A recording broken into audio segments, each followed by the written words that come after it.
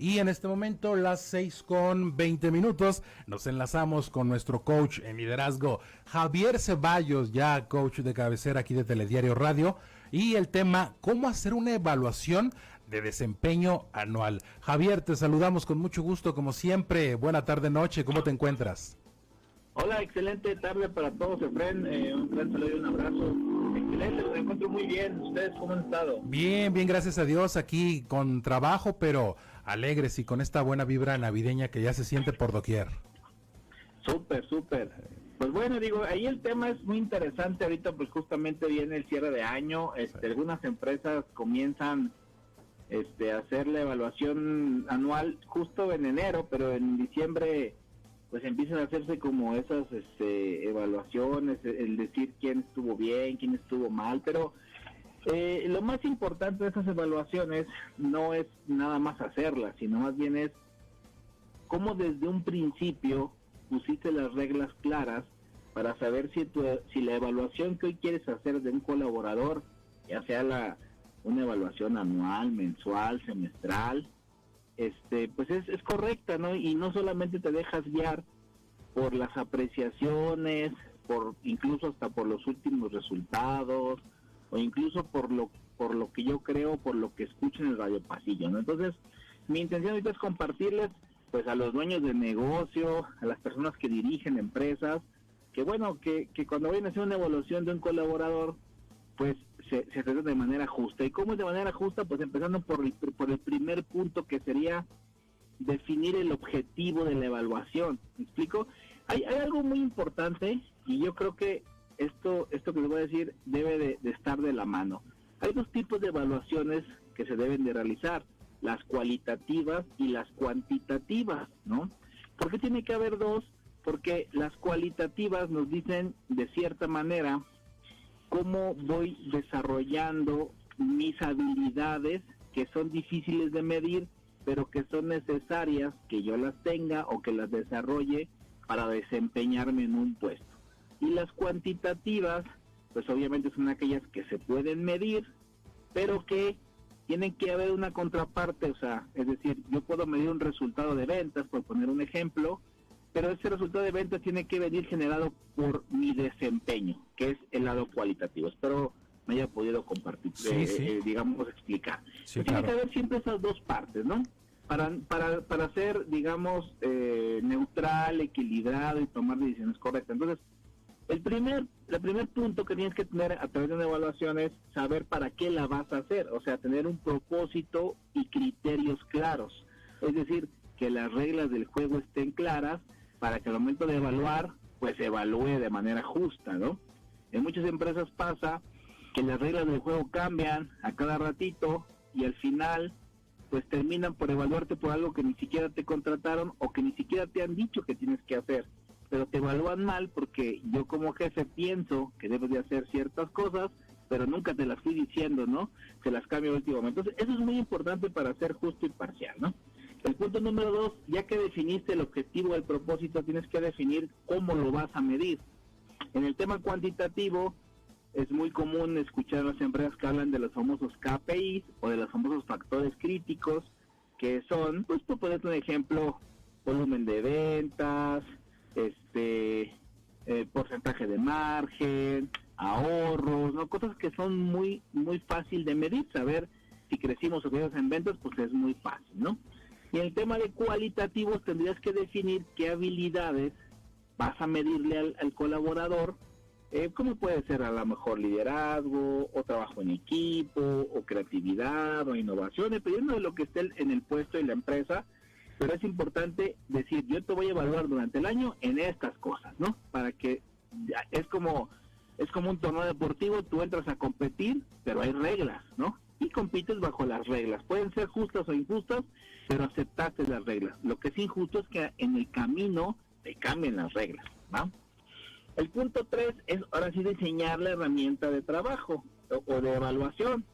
Los cuantitativos, que hablamos de cosas que son muy medibles, pues puedes tener algunos softwares, los famosos ERPs o los famosos CRMs, que te ayudan a tener muy claro digamos, la administración de sus objetivos. Y en tema de cualitativos, pues tienes que hacer algo más, como le llaman, algo más para medir las habilidades blandas, ¿no?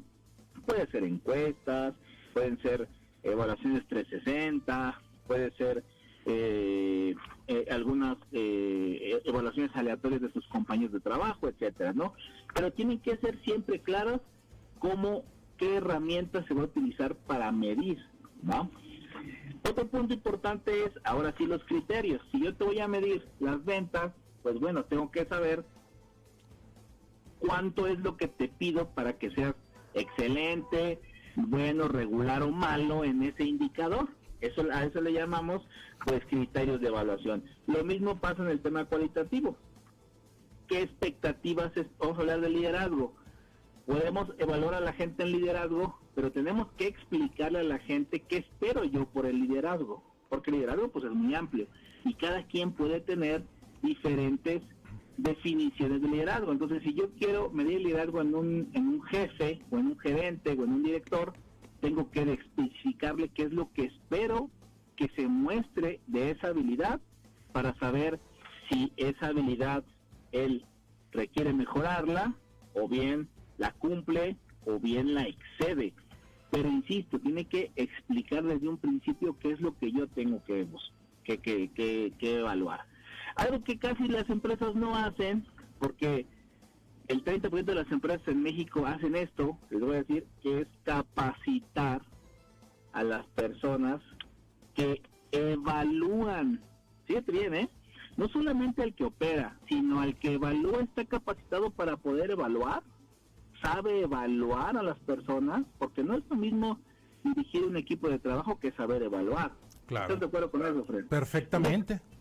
Sí. Eso no hacen las empresas, no les transmiten a los que van a evaluar a su equipo de trabajo que sepan evaluar. Eso es muy importante y a veces es muy injusto esa parte, ¿no? ¿Y tiene que ser externo, Javier, o puede ser de la misma empresa? No, puede ser interno. De hecho, la mayoría de las evaluaciones de desempeño pues son internas. Yo como jefe o como gerente o como líder de un equipo de trabajo tengo que evaluar a mi equipo, Okay. pero a veces no sé evaluar. ¿Y a qué me refiero con no sé evaluar? Oye, es que me cae mal y pues le pongo que es malo, ¿verdad? Oye, pero tuvo resultados muy buenos, pero fue suerte, ¿no? O sea, no, claro, fue suerte. No, a ver, para saber evaluar hay que tener ejemplos concisos, ejemplos claros, hay que preguntarle a los demás, hay que preguntarle justamente al que esté relacionado con ese colaborador y no dejarse pues llevar por chismes de alguien más que escuchó, que a la vez dijo y que creyó, ¿no? Entonces, eso es muy importante. Después de que se evalúa, tienes que establecer un sistema de retroalimentación. Obviamente, ¿por qué? Pues bueno, yo tengo que retroalimentar a quien evalúe cómo le fue en sus datos cuantitativos y cómo le fue en sus datos cualitativos. ¿Para qué? Pues para que sepa cómo se evaluó. Obviamente, insisto, todo esto con las reglas claras desde un principio, y después, por supuesto, como paso número 7, sería ahora sí alinear a mi colaborador junto con mi evaluación para diseñar un plan de acción de mejora o de mantenimiento de esos resultados. Para terminar con el punto 8, es decir, después de que hiciste un plan de acción, a mitad del camino vamos a hablar de meses. Imagínate que tú evalúas el 2025, lo evaluaste en enero del 2020, perdón, evaluar el 2024, lo vas a evaluar en enero del 2025, le dice al colaborador en febrero cómo le fue, ese es un plan de acción. Y por ahí de junio tienes otra revisión con él y dices, mira, de lo que dijimos que íbamos a hacer, vamos así, ¿no? Que es el punto número 8. Ajustar y revisar cómo vas en ese plan de acción. ¿Para qué? Pues con el objetivo de que tengas un mejor desempeño, ¿no? Pero es muy importante esos puntos, sobre todo para aquellos que queremos evaluar a alguien de manera anual. ¿Por qué? Porque hay empresas que cambian y terminan por pues no evaluar nada y evaluar todo, ¿no? Entonces, es muy importante que tomen en cuenta eso, que den en cuenta que todos los que trabajamos en una empresa somos seres humanos y que pues podemos tener altibajos no solamente por mi propio desempeño, sino también por el factor que se genera interno, que a veces provoca que el resultado no se ve. Siempre interesante escucharte, Javier, coach en liderazgo. Y bueno, pues ya sabes que el tiempo apremia por acá, podríamos seguir platicando, pero bueno, pues ahí queda ese gran mensaje, esa reflexión, cómo hacer una evaluación de desempeño anual, ahorita que ya estamos culminando prácticamente este 2024. Y antes de culminar la entrevista, Javier, por favor, danos tus redes sociales, dónde te leemos, dónde te encontramos. Sí, me encuentran en Facebook, Instagram, en TikTok, en LinkedIn también como @coach Javier Ceballos o Javier Ceballos Coach. Y también les paso mi número de WhatsApp por si tienen alguna orientación en temas de evaluación de desempeño o en temas de desarrollo personal, que es el 8711-788924. Fuerte abrazo, Javier, que tengas excelente fin de semana. Igualmente para todos. Gracias, y ahora vamos a una